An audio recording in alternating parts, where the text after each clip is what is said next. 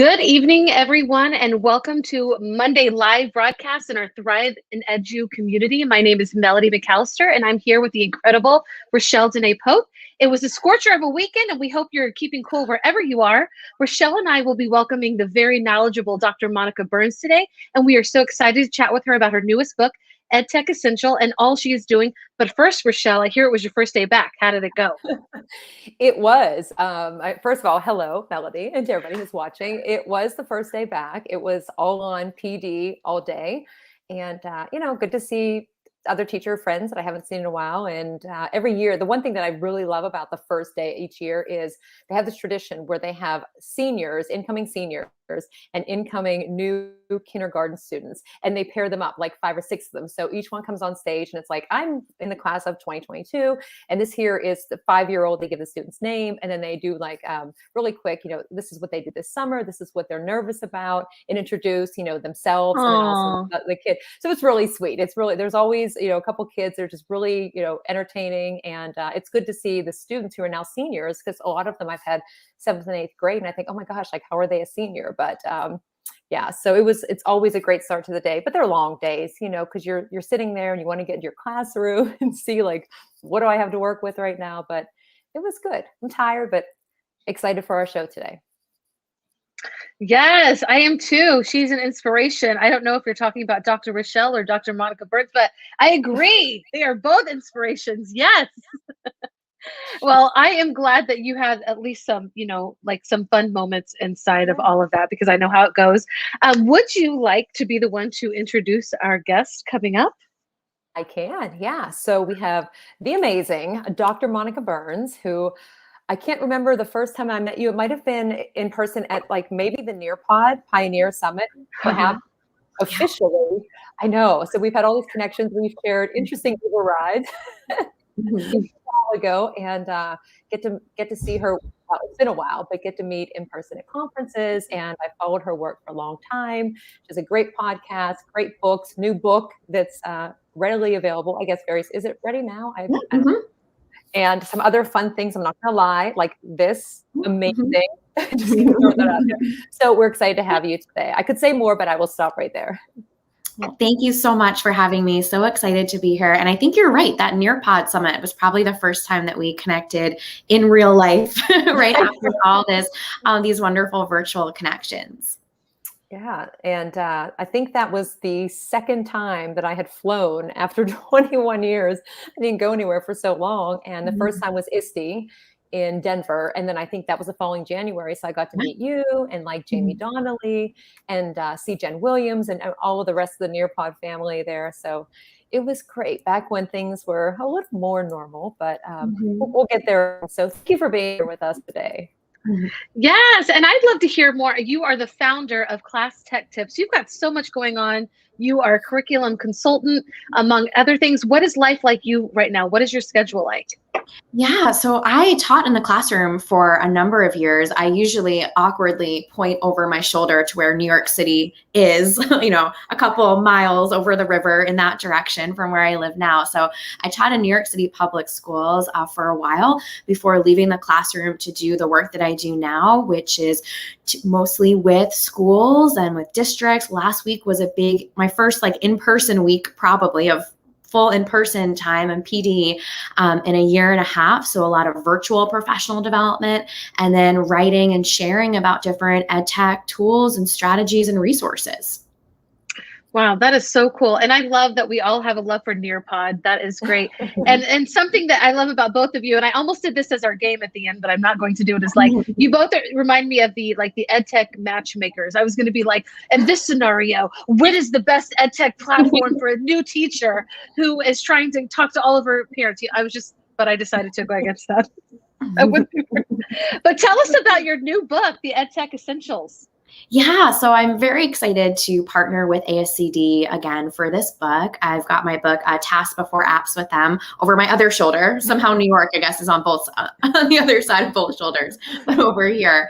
And I've done a few quick reference guides with them as well, which has been really fun. And so this new book is called EdTech Essentials. It just came out last week officially. So it's Kindle ready and should be paperback shipping. I think this week is on target for it to start going out. So it was really fun to work with them for this publication. It has 10 big strategies that we focus in on. So each chapter has a different strategy. A lot of the things that I write and talk about on my podcast or share on the blog around curation of resources, creation and creativity, assessment tips. So things that really, my goal is always to try and keep things simple and actionable and ready to go. And especially after this year of so many things and all the things to try and sort through, to give some strategies where you could pick one to focus in on. There's 10 of them. So you could really say each month I've got one thing that I want to try and level up and take into a new direction. Might be something that even you use as a PLC or monthly meeting from a department or a grade level team. So really just trying to make sure that things feel actionable for educators who are juggling a lot right now. That's a great idea. I want to see that book. Here, Rachelle, I'm going to try to pull that up. So okay. And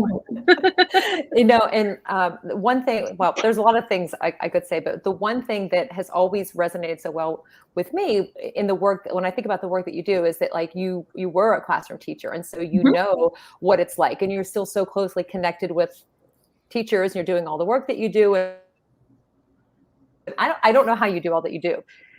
The presenting and the webinars and your podcast and the TikToks, and I mean, just the long list. But I know we've had a couple conversations about like making that shift from in the classroom to kind of doing what you're doing. And I'm kind of like in between, like I'm still in the classroom and I'm doing the consulting. And I mean, I love all of it because especially you get to still work with the teachers and ultimately the students. And oh, yay, she pulled it up. Okay, good. I did. Okay, yes. I'm sorry. Keep going. I'm going to scroll down, but keep going, Rachelle. I didn't mean to interrupt you. No, I just got really excited. I just love what you said too about like the 10. You could break it down like something each month because it can be. I know like PD today, a lot of teachers already, and not just my school. I mean, any school. It's like, oh my gosh, there's so much to do. I'm so overwhelmed. There's all of these tools. Even when schools closed last March, it was great. All the ed tech companies are like, hey, you can use it for free. But there's like, where do I start? So I love how this is broken down. So I'm going to stop talking because I would love to hear more about how did you decide on like these 10 maybe, or was this something like that you were hearing from teachers and then kind of put that as your focus? Thank you. First off, just for all those kind words there. And I always, whenever I talk about just the work that I do now, I feel really lucky to have so many opportunities to spend time in classrooms. I don't know that I would have made this jump if I didn't have some of those kind of built-in opportunities to be able to do a read aloud with a group of first graders and then talk about some activities that we can do with readers afterwards, or spend time in a middle school classroom side by side with a middle school teacher talking about assessment routines and using something like Nearpod, right, or alongside them. So it's such an important part of what I do, or I should say it's part that I value so much of the work that I do. And so, when it came to creating this book and thinking about 10 big activities or 10 big strategies to focus in on, it was a combination of reflection on what people were asking me about the most. So I found that I was having a lot of conversations around what are the best ways to support students as they navigate new spaces. And I was having a lot of conversations around assessment and what it looks like to capture student voice in assessment. So I spent a lot of time kind of thinking about these categories and what would be the most useful to facilitate conversations around technology integration. And I work with typically, K-12 environment, so broad enough. And I know we've had these conversations too, Rachelle, about tools that, lend itself well to a variety of environments and things that you could use on Chromebook and then jump from an iPad or something like that. So I'm always trying to think about ways to position these types of conversations so that they're readily available for someone who might be in a classroom role that's really specific, or someone who might be in a coaching role and is tasked with working with a large group of educators who might be teaching different content areas too. So, I don't want things to be so general, right, that it doesn't make some shifts or make some movement, but I wanted it to spark some conversations and be ready to tailor to different environments. Yeah, I love that. And even just like as you were talking, I'm just thinking about all of the different information that you put out there. And it's targeted, it's on point, I don't know, it's very visually engaging all the time. Like even your blog, recently, I was checking out Tract, for example, and that was Yeah. one of your recent blogs about PBL. And I love that like educators can just read your blog, read your book, grab these guides, whatever it is, and see like actionable steps or how to sort through like all the things that are out there. And even if they only have a few minutes, like things are put together into like sections or chunkable, that it's not overwhelming and you can actually put it into practice. Plus when you're giving that PD with students, if you're reading to them and they give you the feedback too, like, oh, we don't really like this, or we don't like this tool or something, it helps you to help prepare for other presentations too. So I just love the authenticity that you bring. Thank you. Thank you for that. I think too, part of, and you mentioned that there's, I got a bunch of different things going on, right? But a lot of it's been layers over the past few years. So I always think it's important to mention that when talking to educators. You and I have talked about this in the past, but people who are looking to do different things maybe, or try out different pieces. For me, it wasn't like a 0 to 100. It was a slow pace of layering on different types of things. Even the podcast, I've been blogging since 2012-ish, probably. Right. So it's hard to even say those numbers and then stop myself because I don't want to do the subtraction because it feels like a long time. But, the podcast has been about 2.5 years now. And I didn't start that until I really felt like I had the systems for other things in place so that I could add in this other piece. And, I think everyone likes to consume content in different ways. I'm an avid podcast listener and all different subject areas or different parts of my life. And, I just like to have a few different options to connect folks with content. Yeah, and the blogging, that's a long time. And I know when I I can't remember the exact year, but it was probably around like 2014, 2015. And I was like, oh, I should blog. I didn't even know what blog actually meant, nor what I would write about. But then it just became like my classroom experience, what I was doing, even though I didn't know if it would help anybody or if they would just go, Rachelle, that was like the worst idea that anybody's ever had. But it might give somebody some kind of like inspiration, like, oh yeah, I didn't think about trying that. So yeah, I haven't been blogging as long as you. Podcasting, I need to get back to that. I took a little break, but you must have such a workflow for like balancing and just a schedule that you keep yourself to because you are so consistent. And that's an area I need to work in. I think, for anything, it's all about the systems. And I try really hard to have templates, to have schedules. I've used a new project management tool this year, which has been really helpful for helping me think about things that I repeat or I do frequently, right? So even on the podcast, what does it mean to make the images and then run the transcript? And I do have someone who helps me out, with say the podcast editing and with kind of things that go on over the course of the week. So, it's been interesting to think about what it looks like from a content production standpoint. I went to school for different things, right? When you think about your undergraduate and graduate careers. So it's been interesting to think about creating content within our space, but then also leveraging some of the systems that have been successful for people who create content really in any space. Yeah. And there was one thing that you said. Now I knew I was like holding on to it and I knew I was going to blank. Oh, I know what it was. So I forgot about like your email, like when you send the email out and that too, when I get them like, oh, what is it? I love how it just has everything linked in there, like where you've been, what you're doing, the podcast, links to books. And I get there's a lot of newsletters that I get. And honestly, I don't read a lot of them because sometimes they're just so long and there's just so much to it. And yours is definitely one that, and I click the link to find out like what's the latest blog.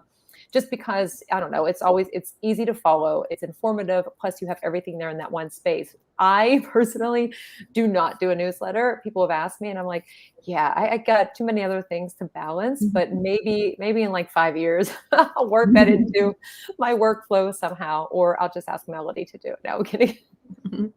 Mel's so good with everything. I don't know about all that. So if people go to Class Tech Tips, can they get onto your newsletter? Yeah. So there's a newsletter button right there on the main page, or they can do a /newsletter and it takes them right to a newsletter page. But I appreciate you saying that about the newsletter, Rachelle, because, I try really hard to make things easy to find, but also easy for me to make, right? So I know kind of what goes in each section when I'm putting it together on Fridays before it goes out on Monday. And I think just like anything, we're all kind of conditioned to look at the right place, or we know what to look at or where things are. And I try to keep that consistent, especially for folks who might be doing a quick scroll on their phone to see if anything jumps out at them or decides if that's something that I share in the newsletter isn't right for them, but might be interesting for a colleague. So just trying to make it easy for them to have that gut check about a new resource or a new tool, or even just sign up for a quick event or webinar if there's something coming up on the calendar. Oh yeah, I forgot because you had recently done the one for Book Creator. You've probably done more since then, but it ended up being the same day that I had a presentation, and I wanted to see yours, and I still have the recording set in my inbox because I want to make sure that I go back to it. But I was thinking of my next question to ask you eventually, and it involved back to school, and then of course Book Creator popped in my mind. But anyway, Mel, did I cut you off? You didn't. I'm just curious. So when you were creating class tech tips, was it like super scary? Because I see Monica Burns all over the place. I see I see you. We're not third person here, right? But like you're doing a lot. So I'm just curious, what is your favorite type of content creation, and what was it like starting up this business? Yeah, I mean, it's been a wild ride for sure, right? If you had asked me at the beginning, of my first day of school as a teacher, right, I don't think this would have been in the cards or even on my radar, right, frankly. And so what really started this for me was being responsive, I guess, to what people were asking about or what they were curious about. And so I taught in a traditional public school, and after about 5 or so years there, we transitioned into a magnet school. We had federal funding to become a magnet school. If anyone's heard me talk about kind of task before apps stuff, I often tell the story of the worms and composting in my classroom, and environmental stewardship was our theme. But at the same time, we went one-to-one with iPads, and we weren't the first ones to do it, but it was pretty early on in that process, kind of pre-Google Classroom or Chromebook conversations too. And so Apple Education based their sales team in New York, were part of our whole let's get iPads conversation, right? And so they had asked me to come to an event that they were having at one of their, it wasn't their offices, I guess it was at a DOE space in Lower Manhattan. And they said, can you come and just share some of the things that you're doing with the iPads? Like, we have some teachers coming. That was literally kind of the pitch to it. And I showed up, and it was about 300, we're not talking to dozens of teachers, we're talking hundreds of teachers. And I didn't have any sort of public speaking background or no real agency or want to jump up on any stage ever, maybe stand up at a faculty meeting to share something I was excited about. But, I just kind of went for it, plugged in my iPad up on the stage and talked about what was happening in my classroom. And people just said, can we follow you on Twitter? I was like, I don't have a Twitter you can follow me on, right? This again is, I guess we're going back to 2011, 12-ish, right? Do you have a blog? And I had no answers to any of these questions. And then I sat on it for a couple months and then said, I guess I have some stories to share. I don't really know what this means for me or how I want to use this space. I didn't have any other type of blogging experience besides maybe, a MySpace-ish type of thing before then, right?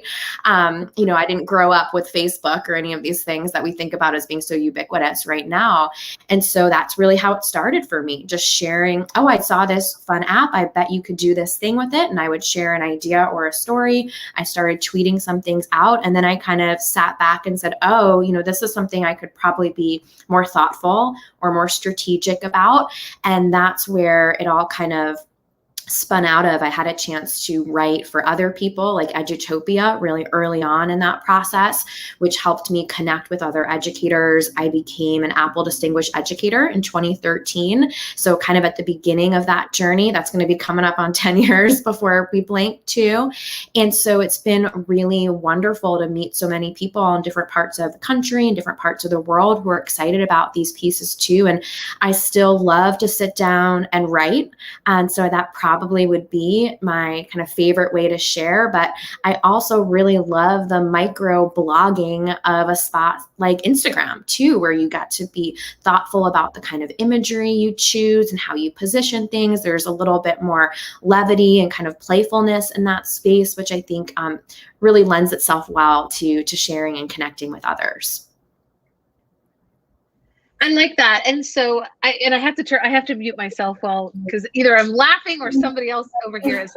But so what is your favorite social media platform? And I absolutely love how you got started. That is really, really a cool story. But I am curious, what's your favorite social media?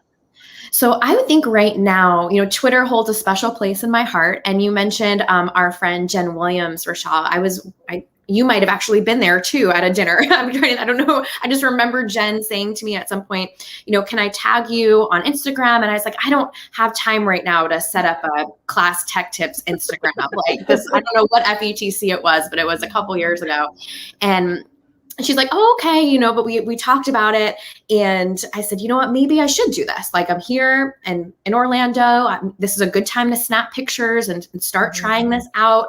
And so now I think that is probably one of my favorite places. I really like the Instagram story. I think it's really fun to just get on camera and talk about something that I'm excited about. I do think that as much as blogging and writing is fun, you can hear the enthusiasm in someone's voice. I'm fairly expressive with all my hands.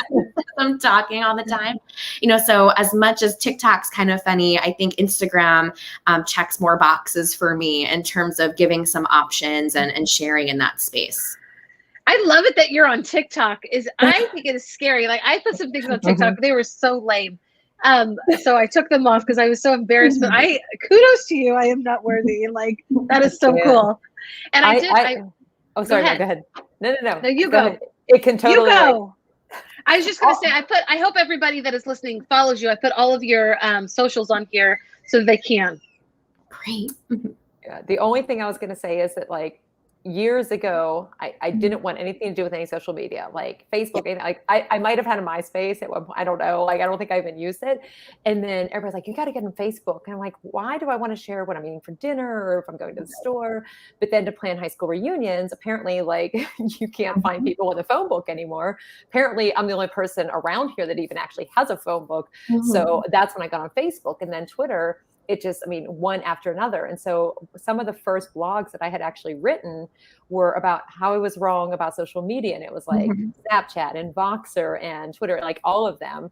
And so that's part of it. TikTok last year when everything was shut down, I said, I'm not going to do this. And some of the teachers were already starting to make, videos with their students or to share with their students.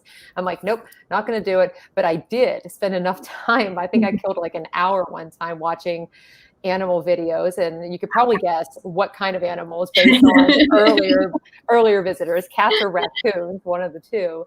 But I do so appreciate like seeing, educators and like you doing the videos, whether on TikTok or on Instagram. I'm just not quite there yet. Even this, Mel knows this was a stretch for me last year. She's like, oh, we should go live. And I'm like, yeah, no, I'm not doing that. Nope. For like 4 or 5 months, I'm like, nope, was it my idea? Yeah. Okay. Yeah, it was. Okay. And I said, no. And then we started, a little over a year ago, and it was just her and I. And then she had, was it Julia? And then Rabbi Michael Cohen came on. It was Rabbi. Yeah. And from I like to call him Rabbi. What?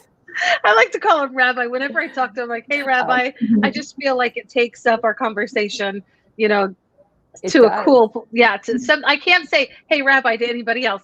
Okay, so we're getting close to the end. We've been talking. Are you close? Are we ready to have some fun?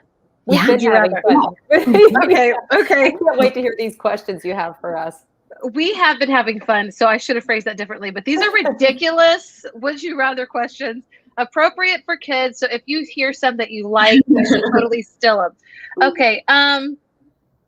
Would you rather take a 1 week trip to the foreign country of your choice or take a 4 week trip around your own country?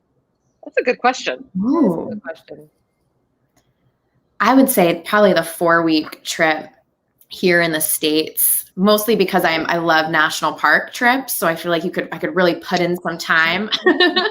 Yes. So maybe that one. I don't know. That's a tough one. That is. Yeah, I think I would go with the same. And I actually have a friend who we went to college together for a couple of years, and then she moved back down to South Carolina. But her and her husband have been bicycling across the country, and they started, like in Wow. Maryland or wherever, and now they might be in Oregon, I think. They've been gone like 48 days. They have a van. It's just been the whole way, and the pictures they have shared have been amazing. I would not do the biking. I would do the whatever other form of travel, but I'm with you on that one, Monica. Yeah, I'm like the Peloton's as far as I'm riding anywhere. Right, Yep. right. Okay. Next question.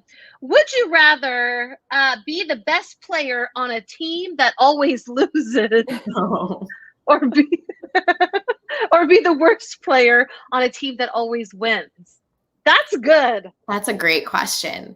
Yes. I'd have to go with the worst player on the winning team. I just feel like the energy would probably bring me up no matter how many shots I missed on the basketball court or whatever it is. I feel like there are probably some more supportive energy happening. Yeah, that's a good. I don't know. I like your answer. I don't know. I actually have been the best player on a losing team, and it doesn't feel good. So I would rather be on a winning team as well. Okay. Would you rather be given $1,000 right now or be given $50 a month for the rest of your life? $50 a month, Gosh, I don't know. I need to do some fast math there, Yeah. probably. right? This is good for kids. I don't know. I would say with the way the market's performing right now, give me that $1,000 and I'll just make some quick choices there. Maybe I'll come out ahead in the long run. And I'm usually more on the saver or risk averse side of things. But I don't know. That's a little bit tricky. I know. So what you're saying is I could have $600 after a year, or I could have $1,000 right now. I'm going with the $1,000 right now because I still have like 10 more years to pay my law school loans, and that would just take a little chunk out. Oh my gosh. I'm saying I want $1,000. I'm taking it to Vegas. Okay. Yeah. So And then you're going to have zero in like 5 minutes. oh no. See, that's the thing. I don't gamble in Vegas. I spend my money on the spa. I spend it on a show. But you can do all of that for like $1,000. So you can't do that everywhere else. Okay.